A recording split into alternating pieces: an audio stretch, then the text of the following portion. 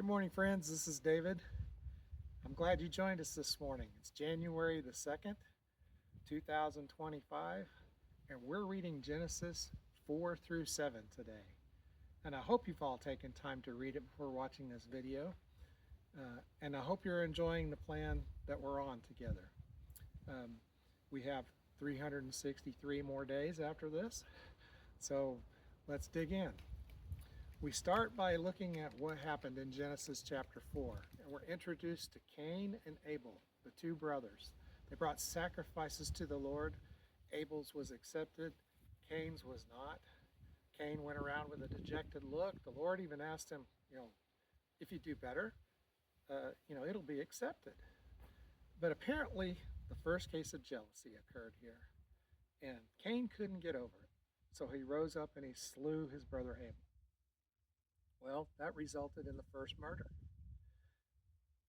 Now, Cain was going to be run out of the garden, and God put a mark of some kind on him so that people would know that he was not only a murderer, but also to protect him, because a curse would fall upon anybody who killed Cain. And so we don't know exactly what that mark is, but it had to be some kind of a mark that people would recognize and know that it was from God.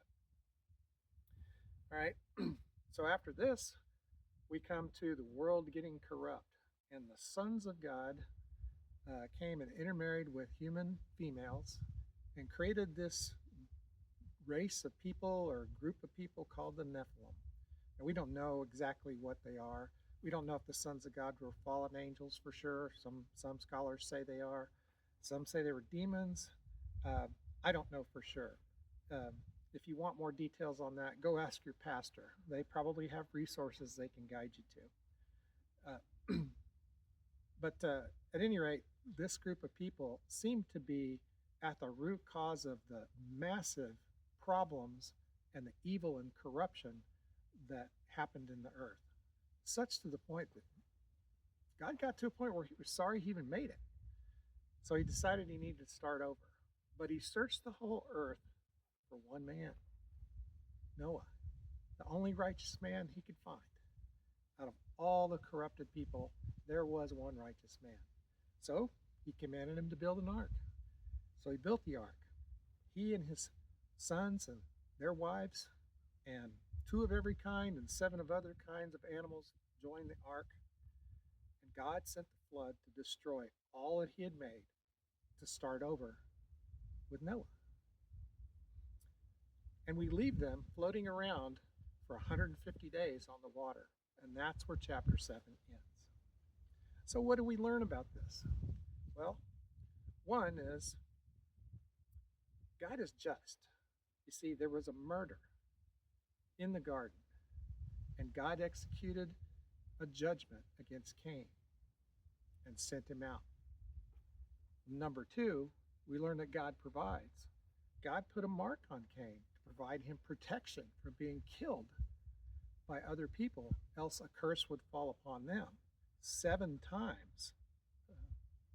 And I don't know exactly how you can die 7 times, but apparently it'd be pretty bad. And he also made provision for all of us through Noah, that the line that was promised back in Genesis 3 of a Redeemer to come would be preserved through Noah and his line. So God has made provision for us through these texts that we see today. And we can take comfort and joy knowing that he's going to meet our needs, and he's going to provide a way of escape from all evil things in this world that could possibly entrap us. Now, we may not always take those exit ramps when we see them, but he does provide them. And as long as you're reading the Word every day, spending time in prayer, and seeking what he wants for your life, I'm confident that he's going to lead you through anything that you might encounter. So friends, we're going to leave it there today, and hope that you will join us tomorrow to see what else we will learn together. And come back and join us here at Set Sail with Grace Harbor.